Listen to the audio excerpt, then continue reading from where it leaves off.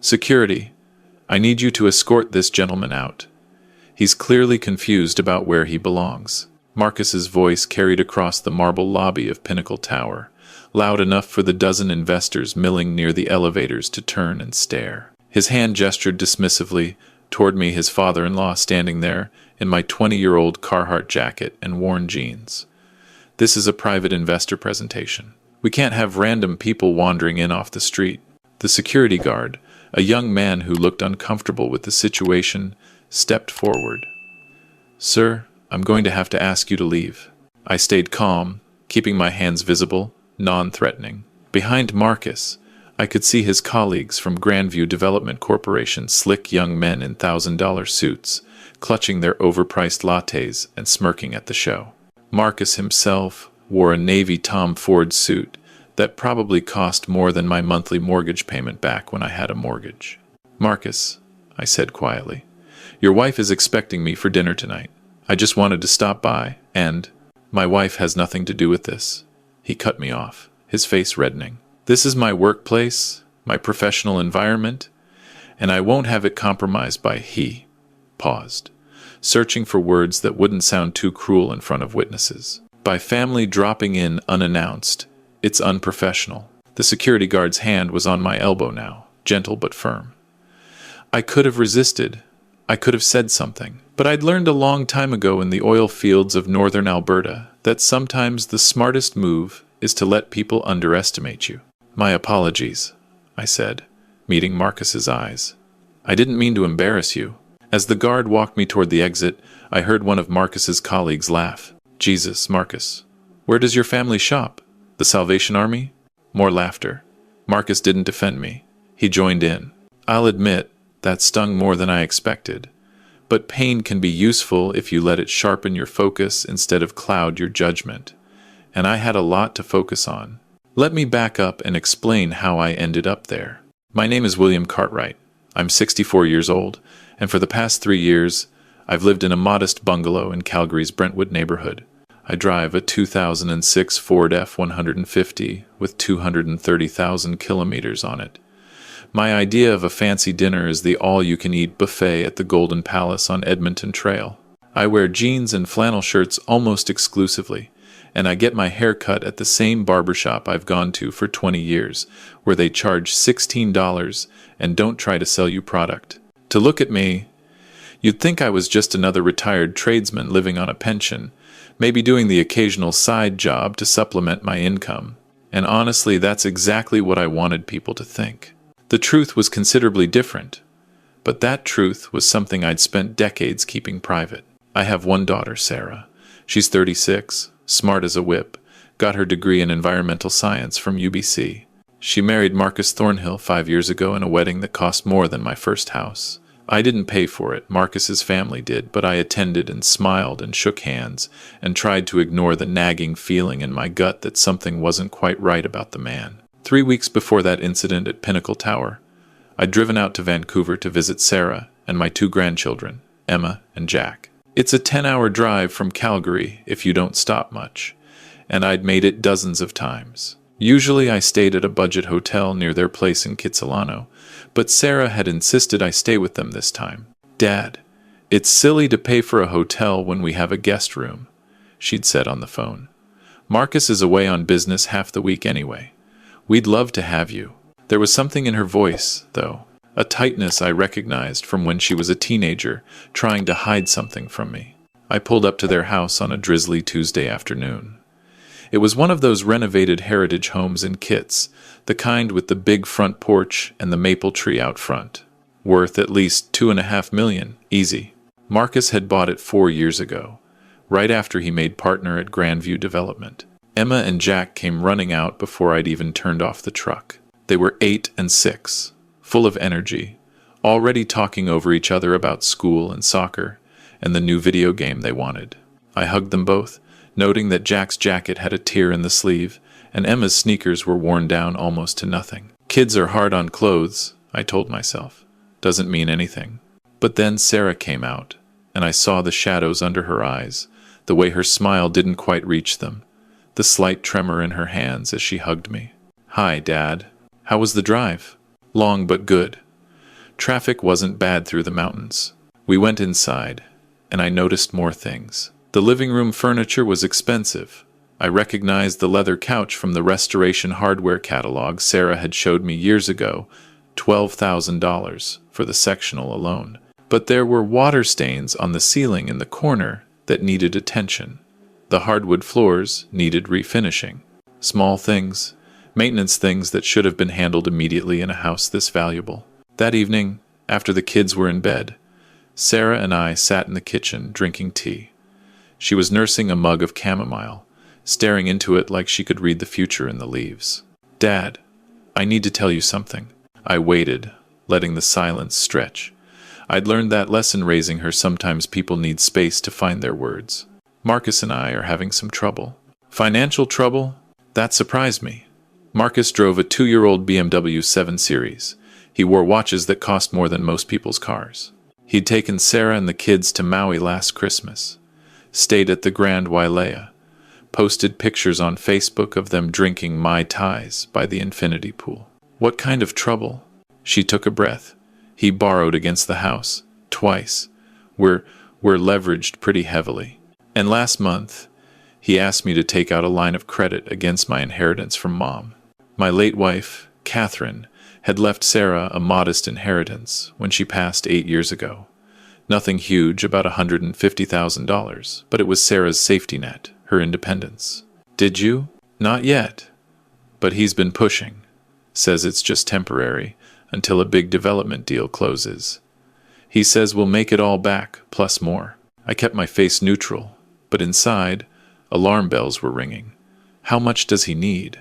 80,000. And if you say no? Her eyes filled with tears. He gets angry. Not violent or anything, but cold. He'll sleep at his office for days. Won't talk to me. Makes me feel like I'm being unsupportive. Like I don't believe in him. Classic manipulation. I'd seen it before in business. Watched men leverage guilt and affection to get what they wanted. But seeing it done to my daughter made something cold and hard settle in my chest. "Sarah, sweetheart, you don't have to give him anything you're not comfortable with." I know that intellectually. But I'm scared, Dad. If I say no, what happens to us? To the kids? He says we could lose the house. I spent the next 2 days at their place, watching, noticing. Marcus came home late both nights, smelling of expensive scotch and cigars. He barely acknowledged the children, didn't ask about their day. When he spoke to Sarah, it was mostly orders. "Can you grab my dry cleaning tomorrow? Make sure you transfer $500 to my personal account. I need you to call the contractor about the basement renovation and tell him we're postponing." On Thursday morning, Marcus left early for a breakfast meeting. I offered to drive Emma and Jack to school, and Sarah gratefully accepted. As we drove, I asked casual questions. "So what do you guys want for your birthdays?" "I want new cleats," Emma said from the back seat. "Mine have holes in them and water gets in when it rains." "Why don't you ask your parents for new ones?" Silence. Then Jack, in his 6-year-old wisdom. "Dad says we need to learn the value of money. He says kids these days are too spoiled." I glanced in the rearview mirror at them, both wearing jackets that were slightly too small, like they'd been bought last year and never replaced. Meanwhile, I'd seen Marcus's closet. Rows of designer suits, a dozen pairs of handmade Italian shoes, a watch collection in a custom display case. After I dropped the kids off, I sat in my truck in the school parking lot and made a decision. I pulled out my phone and called a number I hadn't dialed in 5 years. Sutherland Investigations. "Ken, it's Will Cartwright." A pause. "Will? Hell, I thought you'd retired to a beach somewhere. What can I do for you?" "I need you to look into someone. Quietly, thoroughly, and I need it fast." "Who?" "My son-in-law." I gave him Marcus's details. Full name Marcus Theodore Thornhill. Age 38. Partner at Grandview Development Corporation. Home address, vehicle information. Ken said he'd have preliminary findings within 48 hours. I spent the rest of that day being the doting grandfather, taking Emma and Jack to the park, buying them new sneakers at Sport Check without making a big deal of it, listening to their stories about school and friends and all the small dramas of childhood that feel enormous when you're 8 or 6. That evening, while Sarah was helping the kids with homework, I excused myself and walked around the neighborhood. It was one of those perfect Vancouver autumn evenings. The air crisp and clean, the mountains visible in the distance. Beautiful houses lined the streets, heritage homes renovated to perfection, young families visible through lit windows, BMWs and Teslas in every driveway. I thought about my own life, the choices I'd made. I grew up in a small town outside of Red Deer, the son of a mechanic who worked himself to death by 55. I'd put myself through the Northern Alberta Institute of Technology, gotten a diploma in petroleum engineering, and gone to work in the oil fields. The work was brutal. 16-hour days in 40 below weather, weeks away from home, dangerous conditions that killed or maimed men regularly. But I was good at it, and I was smart, and I noticed things others didn't. In my late 20s, I developed a modification to standard drilling equipment that reduced breakdown frequency by 30%. I'd partnered with another engineer, a guy named Tom Breswick, and we'd patented the technology. Then we'd licensed it to 3 major drilling companies. The royalties started at a trickle and became a flood. By the time I was 40, I was making more from the patents than from my day job. By 50, Tom and I had sold our entire patent portfolio to a multinational corporation for $43 million. My share was $22 million. I'd kept working another 5 years anyway, because I loved the work and didn't know what else to do with myself. After Catherine died, I'd finally retired, moved to the bungalow in Calgary, and settled into a quiet life. I'd given Sarah $100,000 for her wedding, anonymously, through her mother's estate. I'd set up trust funds for Emma and Jack that they'd access when they turned 25. I'd donated millions to scholarships and trade programs, but I'd never told Sarah the full extent of my wealth. Why? Because I'd seen what money did to people. I'd watched friends' children become entitled, lazy, incapable of appreciating the value of work. I'd seen families torn apart fighting over inheritances. I wanted Sarah to build her own life, make her own choices, not rely on her old man's money.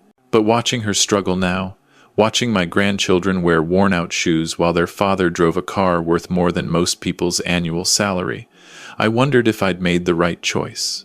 Ken called me Friday morning. "Will, you're going to want to sit down for this." I was in my hotel room. I'd moved out of Sarah's place that morning, claiming I needed my own space, not wanting to upset the household routine. "I'm sitting. What have you got? Your son-in-law is a mess. Financial mess, ethical mess, possibly criminal mess. Start from the top. Marcus Thornhill is drowning in debt. He owes $384,000 across 9 credit cards, 2 personal loans, and 1 line of credit. The house is mortgaged for $2.1 million, way over what it was purchased for. He's 60 days behind on the BMW payments. He's maxed out his corporate credit card and is under internal investigation at Grandview Development." I felt my jaw tighten. What kind of investigation? Appears he's been using company funds for personal expenses, charging luxury vacations as client development, billing dinners at high-end restaurants as business meetings when his colleagues say they weren't there. The firm is doing a quiet audit before deciding whether to file charges or just terminate him. Anything else? Ken hesitated. There's a woman, Victoria Chen, 29, works as a marketing consultant. Marcus has been seeing her for about 8 months. Takes her to hotels, expensive restaurants, uses cash for most of it. But we tracked his movements through parking receipts and credit card statements from nearby businesses. The infidelity didn't surprise me as much as it should have.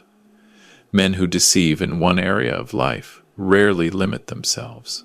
Send me everything, every document, every receipt, every photo.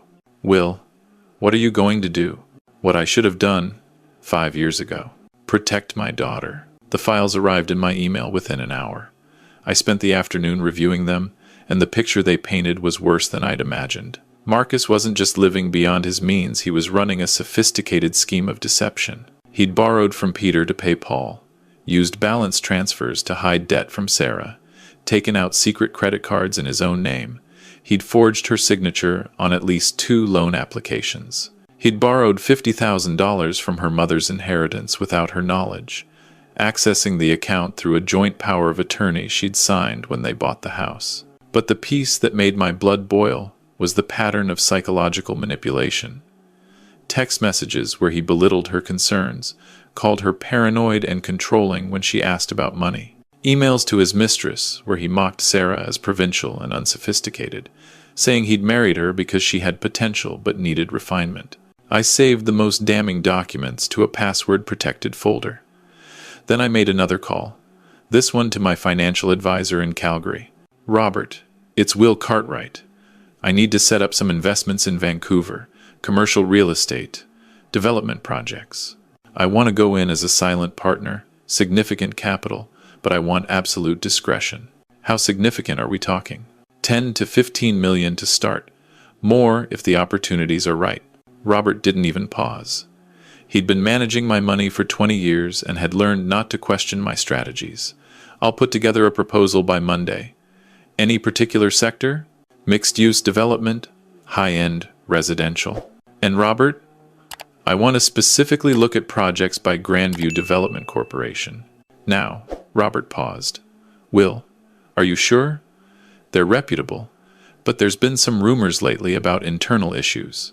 I'm counting on it. That Saturday, I took Sarah and the kids to the aquarium. Marcus claimed he had to work, which gave me time alone with my daughter. As we watched Emma and Jack press their faces against the glass of the jellyfish exhibit, I asked her, "How are you really doing?" She didn't answer right away. We walked slowly through the underwater tunnel, surrounded by sharks and rays gliding overhead. "I feel like I'm drowning," she finally said. "Like every day I'm treading water and the waves keep getting bigger." "Has he asked you again about the money?" "Every day. This morning he said if I really loved him, I'd trust him. He says I'm sabotaging our future, that I'm too risk-averse, that I don't understand high-level finance." I wanted to tell her everything then. Show her the investigation results, expose Marcus for the fraud he was, take her and the kids back to Calgary where I could protect them. But I'd learned patience in the oil fields. Rush a job, and people get hurt. Better to do it right, even if it takes longer. "Sarah, I want you to promise me something. Don't sign anything, don't transfer any money, don't make any financial decisions without talking to a lawyer first.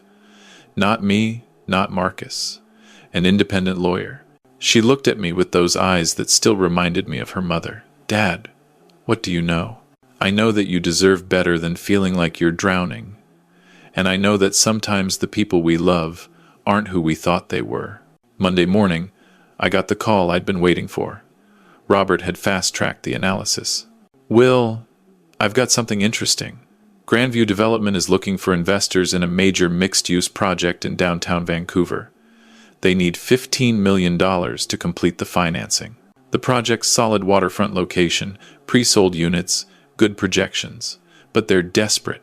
Word is their original investor pulled out after discovering some irregularities in their bookkeeping." "What kind of irregularities?" "The kind where a partner might be skimming funds for personal use." "Perfect. Set up a meeting. I want to meet with the senior partners, this week if possible." "Under what name?" "My own. William Cartwright, representing Cartwright Capital. It was a shell corporation I'd set up years ago for exactly these kinds of investments. Perfectly legal, completely private."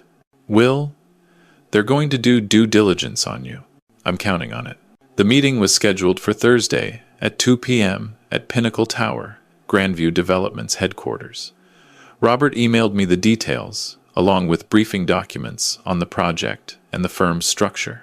I spent Tuesday and Wednesday preparing. I reviewed every document about the Harborview Residences project, the development Grandview was pitching. I memorized the financial projections, studied the architectural plans, researched comparable properties. I wanted to come across as a serious investor, someone who knew what questions to ask. But I also did something else. I called Marcus directly. "Marcus, it's Will. I wanted to apologize for the other day, showing up at your office unannounced. That was inappropriate." He was silent for a moment, probably surprised I was calling. It's fine, Will. I may have overreacted. Things are just stressful at work right now. I understand. Actually, I'm going to be in Vancouver this week. I was wondering if maybe we could grab coffee, clear the air. This week's not great for me. We've got a major investor presentation Thursday. And no problem, no problem. Some other time then. Good luck with the presentation. I hung up, smiling. Thursday it was. Thursday morning, I did something I hadn't done in years. I went shopping. Not at my usual places, the Mark's Work Warehouse and the Walmart, but at Harry Rosen in downtown Calgary. The sales associate, a young man named David, looked skeptical when I walked in, wearing my usual jeans and flannel. Can I help you find something?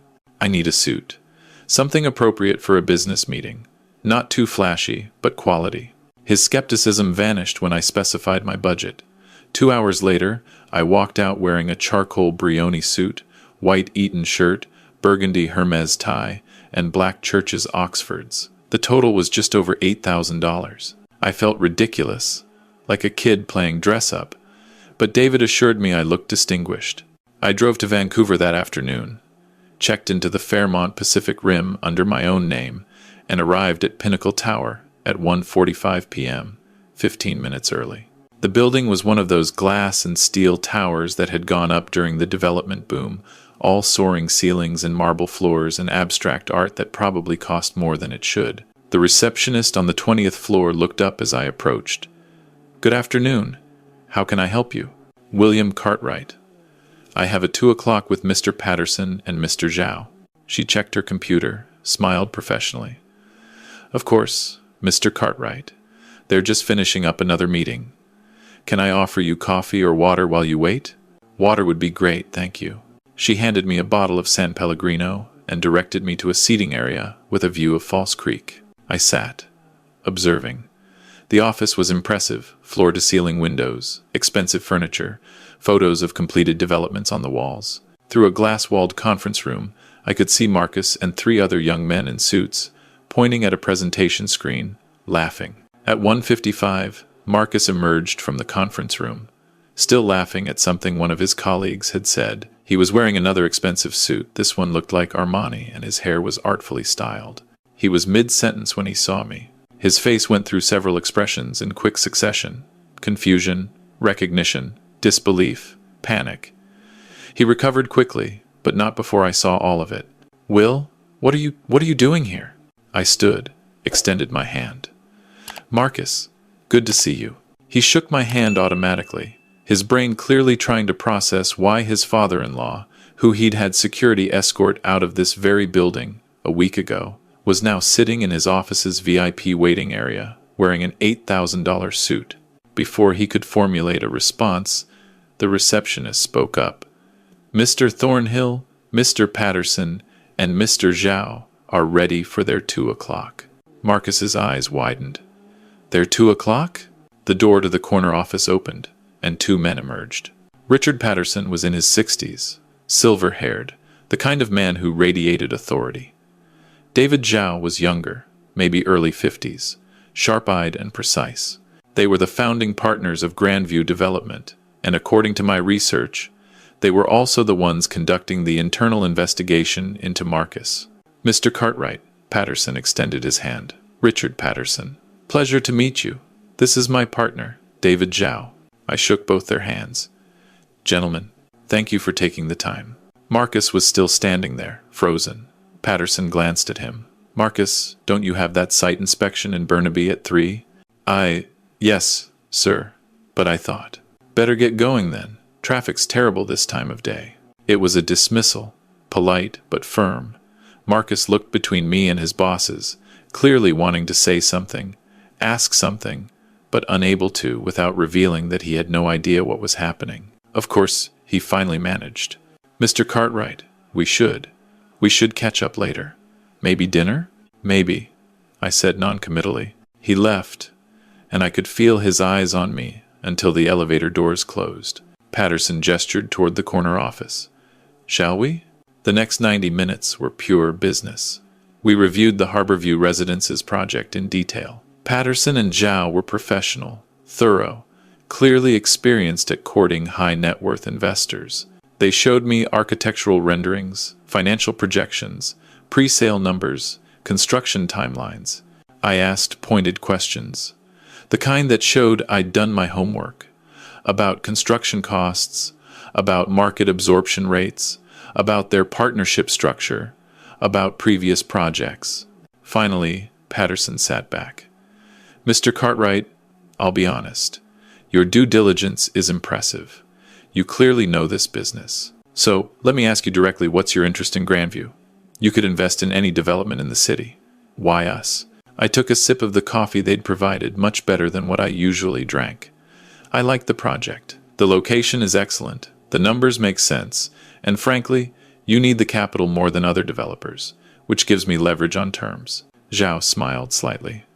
Fair enough. And the fact that your son-in-law works here? So they'd done their homework too. Not a factor in my investment decision. Though I'll admit it's an interesting coincidence. Patterson and Zhao exchanged a glance. Then Patterson spoke carefully. Mr. Cartwright, I'm going to be frank with you. We're in the middle of some internal restructuring. There have been some irregularities in how certain funds were handled. We're addressing it, but I want you to know that before you commit capital. Irregularities involving Marcus? Patterson hesitated, then nodded. We can't discuss specifics while the investigation is ongoing. But I want to be transparent with a potential partner. I appreciate that. Can I ask, when do you expect the investigation to conclude? Within the next 2 weeks? And the capital you need for Harborview? We need it committed by next Friday to keep the project on schedule. I set down my coffee cup. Gentlemen, I'm prepared to commit $15 million to the Harborview project. But I have one condition. What's that? I want complete transparency on your internal investigation. All of it. And I want to be informed before any decisions are made regarding personnel changes. They exchanged another look. Zhao spoke this time. That's an unusual request, Mr. Cartwright. It's a substantial investment. And if there's fraud or embezzlement happening, I need to know that you're handling it properly before I trust you with my capital. Patterson nodded slowly. We can agree to that, with the understanding that the information is confidential. Of course. We shook hands. I'll have my lawyers draw up the partnership agreement. We'll include provisions for full disclosure regarding the investigation. As I was leaving, Patterson walked me to the elevators. Can I ask you something, Mr. Cartwright? Why didn't you mention your connection to Marcus when you first contacted us? Would it have changed your assessment of the investment opportunity? No. Then it wasn't relevant. My son-in-law's professional problems are separate from my investment decisions. The elevator arrived. As I stepped in, Patterson said, Mr. Cartwright, I think you know that if what we suspect is true, Marcus won't be with the firm much longer. I assumed as much. And you're still investing? I'm investing because the project is sound and you're competent managers. What happens to Marcus is between him and his conscience. The doors closed on Patterson's slight smile. I didn't go back to my hotel. Instead, I drove to Sarah's house. Marcus's BMW wasn't in the driveway. He was probably still sitting in traffic on his way to Burnaby, his mind racing with questions about what he'd just witnessed. Sarah answered the door, surprised. Dad, I thought you went back to Calgary. Can we talk? Just you and me? We sat at her kitchen table, the same place we'd had tea 2 weeks ago. I pulled out my phone and opened the folder Ken had sent me. Sarah, I need to show you something. It's going to be hard to look at, but you need to see it. Her face went pale. What is it? The truth about Marcus. I showed her everything. The debt, the affairs, the forged signatures, the embezzlement, the text messages mocking her. Every piece of evidence, laid out methodically, undeniably. She cried. I held her hand across the table, the way I'd done when she was little and had scraped her knee or been rejected by a friend. But this hurt went deeper than skinned knees. I'm so stupid, she finally said. You're not stupid. You're trusting. There's a difference. I should have seen it. He's very good at hiding it. Professional, even. She wiped her eyes. What do I do now? First, you protect yourself and the kids. Tomorrow, you go to a lawyer, I'll recommend one, and you start divorce proceedings. You document everything. You freeze any joint accounts he has access to. You change the locks. He'll fight me. Let him fight. You have evidence. He has debt and a mistress and possibly criminal charges coming. She looked at me, really looked at me, for the first time since I'd arrived. Dad, How did you afford to hire an investigator? How did you get all this information? I need to tell you something, Sarah. Something I should have told you a long time ago. I explained it all. The patents, the sale, the investments, the wealth I'd quietly accumulated over decades. Her eyes got wider with each revelation. You're a millionaire? Technically, yes. Why didn't you tell me?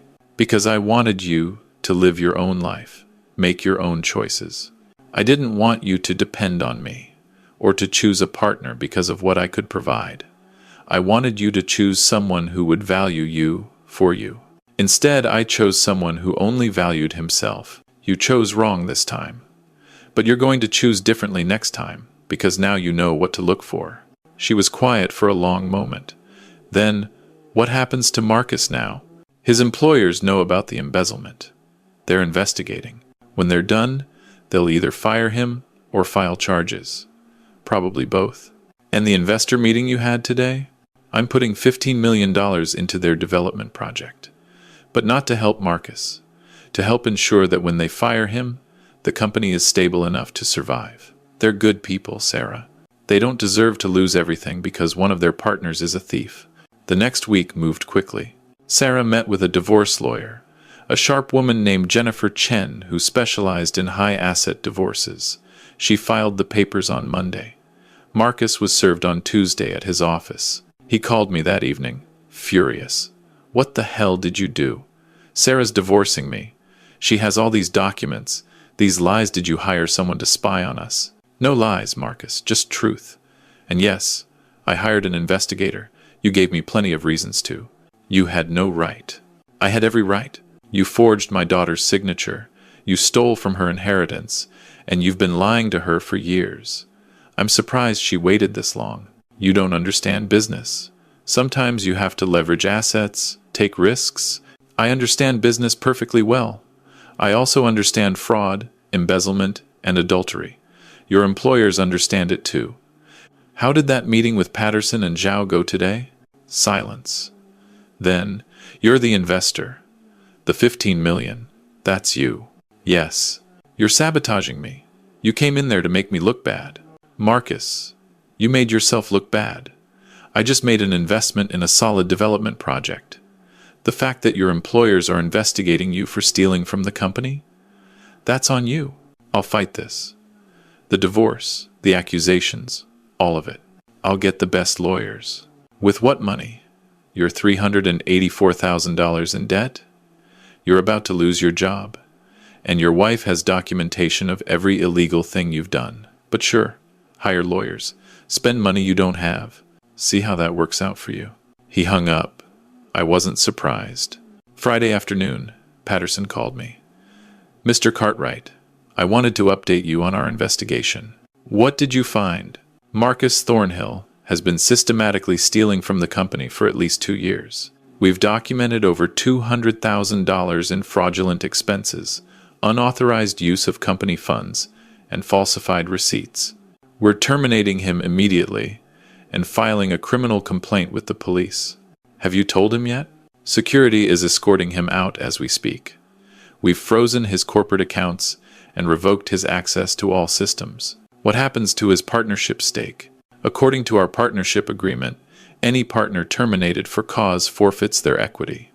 It will be redistributed among remaining partners. So he gets nothing. Not quite nothing. He gets a criminal investigation and likely jail time. Couldn't happen to a better person. Patterson chuckled darkly. Mr. Cartwright, off the record, I'm glad Sarah has you in her corner. Marcus told several people here that her family was simple people who didn't understand sophisticated finance. I think he's learning that underestimating people is expensive. 3 months later, I was back at Sarah's house, though it wasn't her house anymore. She'd sold it, split the proceeds with Marcus as part of the divorce settlement, and bought a smaller but more manageable townhouse in Kitsilano. It was close to the kids' school, had a small yard for them to play in, and cost half what the old place did. Emma and Jack were in the living room, doing homework at the coffee table I'd bought them. Their new clothes fit properly. Their shoes had no holes. Sarah had gone back to work part-time at an environmental consulting firm, and she looked lighter somehow, like someone had lifted a weight she'd been carrying. "Dad," she said, as we sat in her new kitchen, considerably smaller than the old one, but somehow more comfortable. "I want to ask you something." "Shoot." "The investor presentation. When Marcus saw you there, you planned that, didn't you? You arranged it so he'd have to watch you walk into a meeting he was being excluded from." "I won't lie to you. Yes, I planned it. I wanted him to see that the father-in-law he looked down on, the man he had security escort out of the building, was worth more than he'd ever be." "Was that petty?" "Probably. But I'm human, and he'd hurt you. Sometimes pettiness is satisfying." She smiled, and it was a real smile, the kind I hadn't seen from her in years. "I'm glad you did it. I'm glad he knows. I hope every time he thinks about losing everything, he remembers that moment." Marcus did lose everything. He was convicted of fraud and embezzlement, sentenced to 3 years in prison. His mistress left him before the trial even started. His parents paid his legal fees, but made it clear they were disappointed and disgusted. He declared bankruptcy from his cell. The last I heard, he was working in the prison kitchen, earning $17 a day, thinking about all the choices that led him there. As for me, I went back to my bungalow in Calgary, my old truck, my flannel shirts. I set up a trust fund for Sarah that would ensure she and the kids would be comfortable for life. I established a scholarship fund at NATE for students from low-income families studying petroleum engineering. I kept investing, kept growing my wealth, but I kept living like I always had. Because wealth, real wealth, isn't about showing people what you have. It's about having the freedom to help the people you love when they need it. It's about having options, security, peace of mind.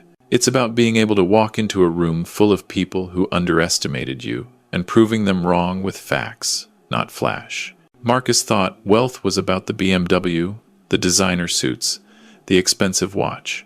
He thought it was about convincing other people you were successful. He was wrong. Wealth is about waking up without debt hanging over your head. It's about knowing your children have opportunities. It's about having the resources to protect your family when they're being hurt. It's about building something real instead of building an image. Marcus built an image. I built an empire.